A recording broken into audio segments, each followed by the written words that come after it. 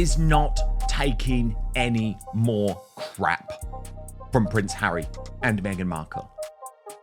He's now considering all options, including legal routes, to stop his younger brother, who he views as a treacherous soul these days. The morning the palace detonated its own family will be remembered as the day blood became more important than love. The day a brother looked at another brother and said, "Prove it that London woke up on February 23rd, 2026 to a statement so sharp, so surgically cold, it sliced straight through whatever fragile truce had been holding the House of Windsor together. At precisely 9:07 GMT, the machinery of the crown moved. Not emotionally, not defensively, mechanically. A communique from Buckingham Palace confirmed that Prince William, the Prince of Wales, acting with full authority and Privy Council backing, had refused to validate the private DNR report submitted by Prince Harry. And just like that, this stopped being gossip. It became war. That Harry's team had presented what they thought was the ultimate trump card, a forensic paternity test from a California lab, allegedly confirming that Archie Harrison Mountbatten Windsor is biologically his son. The implication was obvious. Restore the children. Reinstate the security. Reopen the door. And the exile that instead, William slammed that door so hard it echoed across the Commonwealth. This was not a polite rejection. It was a constitutional barricade. The message was clear. No child claiming royal descent would be reintegrated into the line of succession without verification conducted under the sovereign's jurisdiction.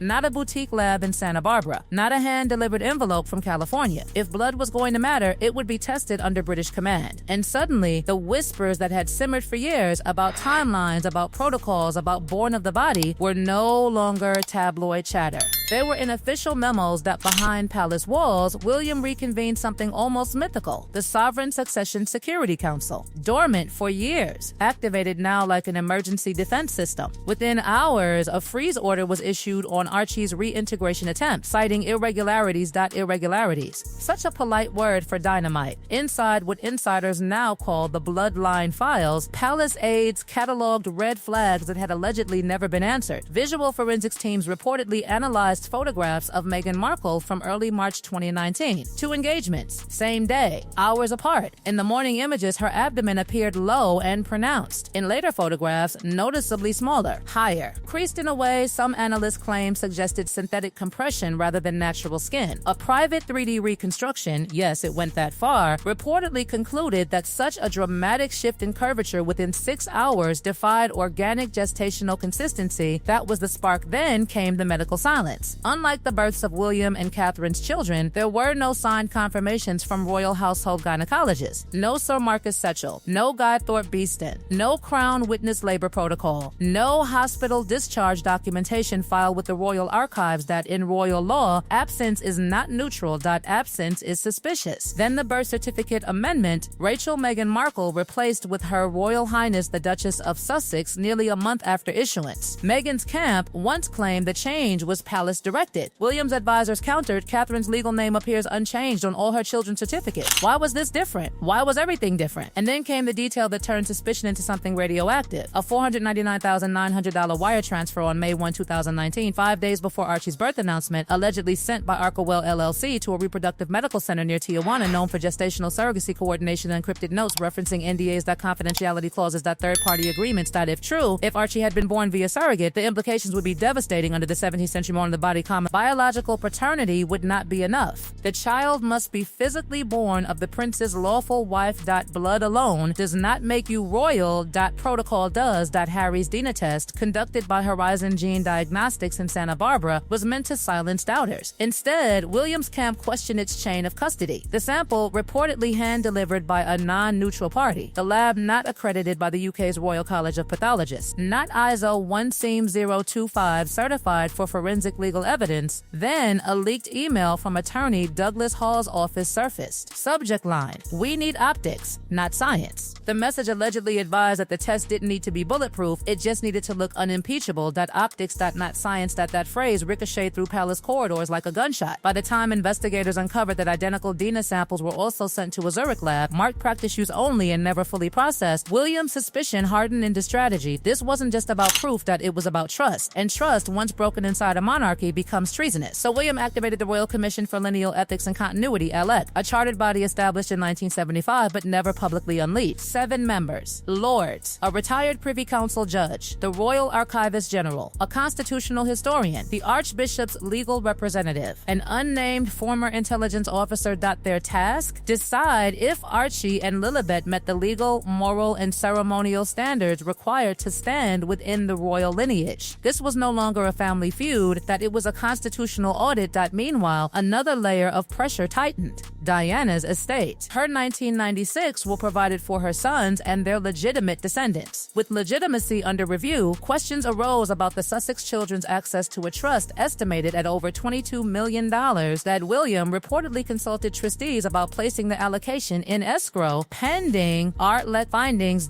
A financial chokehold. Harry allegedly saw it as betrayal of their mother's spirit. Palace advisors saw it as fiduciary responsibility. And then King Charles entered the battlefield. But a sealed memo from December 2025, Sussex Children and the Threshold of Trust, was reportedly unsealed at William's request. Written after confidential briefings. Stored under level 4 clearance. Charles was torn. Grandfather versus sovereign. Love versus law. Ultimately, he deferred to William, but the torch had passed. That on February 12, Meghan's legal team struck back in the High Court, accusing William and the Privy Council of orchestrating a custodial coup disguised as a lineage inquiry. They argued that the Royal Registry is not a statutory civil authority and has no legal right to determine identity. They framed the investigation as institutional erasure. Princess Anne reportedly backed William. Prince Edward, uneasy but pragmatic. Queen Camilla allegedly remarking behind closed doors that the crown must stand taller than its scandal. And Harry, livid, despondent, feeling outmaneuvered. Then came the twist no one saw coming. A leaked Heathrow manifest listing a private jet landing February 14th, 2026. Passenger, Henry Mountbatten Windsor. 2 minor dependents. No Meghan.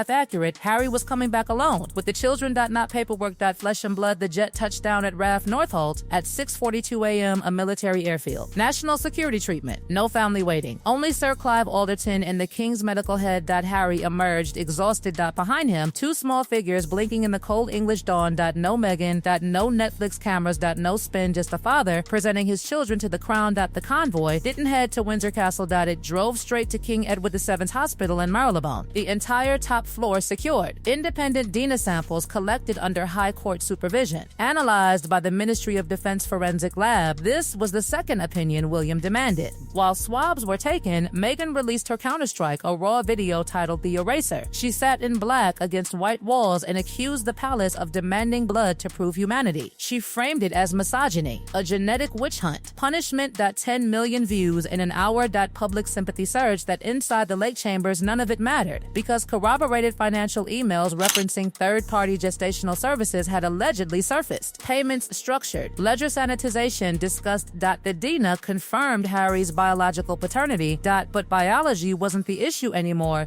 Protocol was. At 6 p.m., the red leather-bound report was delivered. DNA confirmed. Compliance with royal birth protocols insufficient. Missing doctor signatures. Altered certificates. Financial indicators of surrogacy. The verdict: Harry's children were his. But constitutionally invalid under succession law. William reportedly pushed for immediate publication and stripping of titles. Charles hesitated. Optics. Fallout. Accusations of cruelty. The compromise. A letters patent of abeyance. Titles suspended. Removed from active line of succession pending criteria that insiders say can never be retroactively satisfied. A soft expulsion. Harry was offered a choice: raise them privately in Britain under silent suspension, or return to America and make the suspension permanent. Checkmate. Inside a small guest lodge on the Windsor estate, Harry allegedly collapsed under the weight of it. He had proven the DNA. He had crossed an ocean. And still, it wasn't enough, because in monarchy, proof is not just blood. It is birth. As night fell on February 14, Harry reportedly sat alone, his children asleep nearby, holding a handwritten note from his father. He had won the science. He had lost the system. And in that silence, he understood something devastating. His children were his, but they would never be theirs.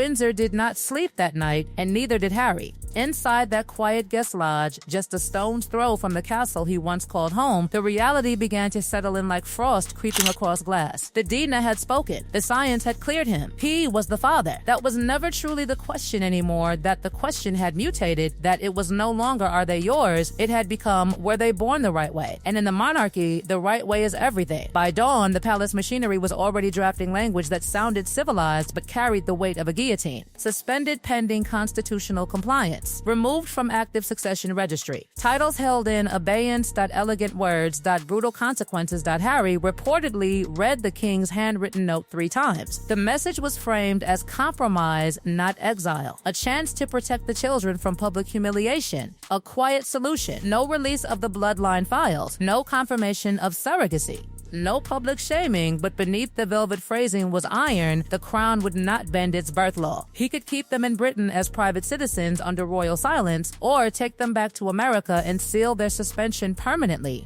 It was presented as choice. It felt like surrender. Meanwhile, Meghan's video, The Eraser, continued detonating online. Within hours, it had crossed continents. Hashtags trended. Commentators split into warring camps. One side declared the palace medieval, obsessed with blood purity in the digital age. The other side insisted William had done what no sovereign had dared do in generations, enforce succession law without fear or favor. And then came the leak that set the press on fire. A senior royal aide, speaking anonymously, revealed that the Alec report contained an appendix referencing financial structuring consistent with third-party gestational coordination. The phrase alone was enough to ignite speculation. The palace did not confirm it. They did not deny it. They let it hang. Silence in this family is strategy. Inside the commission chambers, sources said the discussion had not been emotional. It had been archival. Members reportedly cited the 1689 Bill of Rights, the 1917 Letters Patent, the long-standing born of the body doctrine. They argued that altering that principle without parliamentary legislation would set a precedent that could unravel centuries of constitutional continuity. This wasn't about punishing Harry.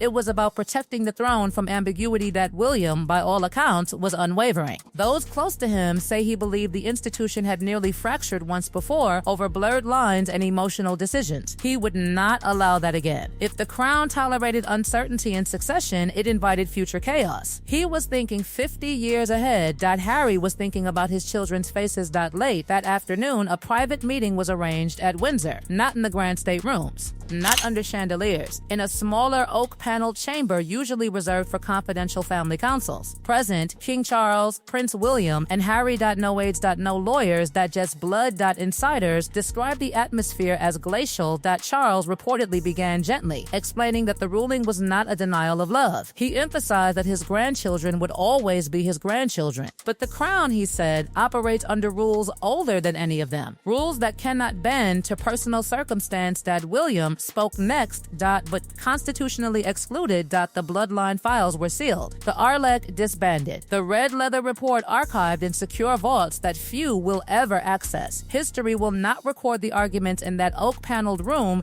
It will record the outcome. 2 brothers, 1 throne. A question of birth that reshaped a dynasty. Meghan will continue speaking. William will continue enforcing. Charles will continue balancing heart and crown. But one truth remains carved into the stone of this saga. In the House of Windsor, love may be personal, but legitimacy is political. And once the crown decides where the line is drawn, no amount of Dina can move it.